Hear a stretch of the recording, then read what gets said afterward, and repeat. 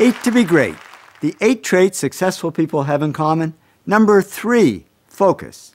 When I asked James Cameron how he managed to produce the 2 highest grossing films of all time, Titanic and Avatar, he said focus had a lot to do with it. He said you've got to be super focused, like a laser, to get anything worthwhile done. He said when I did Avatar, I was focused for 4 years. Now, I'm not saying you never think wide. At the beginning of anything, whether it's your career or a problem you're trying to solve, you got to think wide. You got to take lots of stuff in. And I say when you're young, don't focus too soon. Just know in the back of your mind that success requires a single-minded focus. As Larry Page, co-founder of Google, said to me, you should focus on one important goal, and you need to be pretty single-minded about it. It was a single-minded focus that enabled astrophysicists to build a space telescope the size of a suitcase that only cost $10 million compared to the $2 billion it cost to build the Hubble. And when I asked mission scientist Jamie Matthews about it, he said focus is the key word for our success.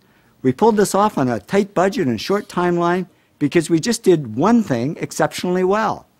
We didn't try and make the Swiss Army knife of telescopes that did a lot of things. Successful companies focus. When Tom Monahan, the founder of Domino's Pizza, was asked the secret of his success, he said a fanatical focus on doing one thing well. Bill Gates would agree. He says if you want to be a great software company, you have to be only a software company. You can't dabble in other things. But many companies and people do dabble, and I was one of them. After 10 years in the workforce, I was dabbling in many different areas, and on the personal front, I was all over the map. So I was okay at a lot of things, but I wasn't great at any one thing. And when I looked at successful people, it was just the opposite. They're not great at everything. They're only great at one thing. Quincy Jones told me he can't even drive a car because he's focused his whole life on making great music, and that's what made him great. So I figured I had to focus and become an expert at something. So I cut out all the dabbling and focused only on photography. I became a successful advertising photographer, and I even won top awards in both photography and video. So I discovered focus really does pay off. In addition to long-term focus, there's also short-term concentration, just being able to put our heads down and get something done right now. Jennifer Mather, a famous animal behaviorist, says, I have a ferocious ability to concentrate. I can say I'm going to do this and close the rest of the world off. Concentration helped Yon Kim succeed. He was working at minimum wage in a 7-Eleven store. Then he developed Uri Systems, sold it to Lucent, personally made $500 million cash, and became president of Lucent Technologies. And he said concentration had a lot to do with it. He said, I can work day and night and maintain the concentration without getting burned out. So concentration is a valuable skill to develop. And it's not easy to develop when there's so many distractions out there. And scientists are developing new ones all the time, although it's not easy because they keep getting distracted. Now with emails, mobile phones, and all the stuff on the web, it's a wonder we can concentrate for 5 seconds before something warbles, beeps, vibrates, or plays somebody's favorite tune. But the trick is to eliminate the distractions when we need to concentrate. Best-selling author Stephen King says if you want to be a writer, there should be no phone in your writing room, no TV, no video games. Draw the curtains, eliminate every possible distraction.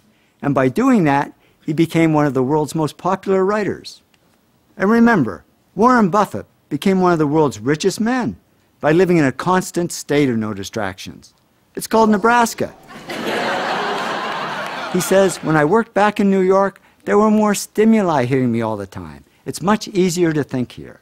And I wonder if that isn't one of the big reasons why so many successful people I interview actually grew up in small towns, not big cities. Fewer distractions, more ability to focus and concentrate.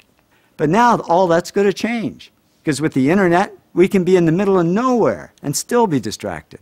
And concentration doesn't always mean being in a quiet room or alone. Many people actually use noise to eliminate distractions. Stephen King does. Remember, he's the guy who said, eliminate every possible distraction. But he also says, I work to loud music.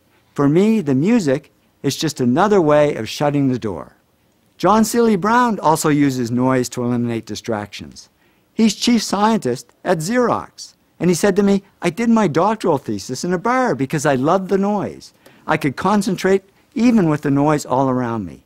Geez, I thought all those people in bars were partying. Now it turns out they could be PhDs. And learning how to concentrate is all about practice, practice, practice. Lindsay Sharp heads up 4 museums in London, and he said to me, it's very hard to concentrate, so you have to practice a lot. He said, I learned how to study in the middle of an airport. So now if I'm concentrating and there's a siren outside, I don't even hear it. The bottom line, focus helps us succeed, whether it's long-term focus or short-term concentration.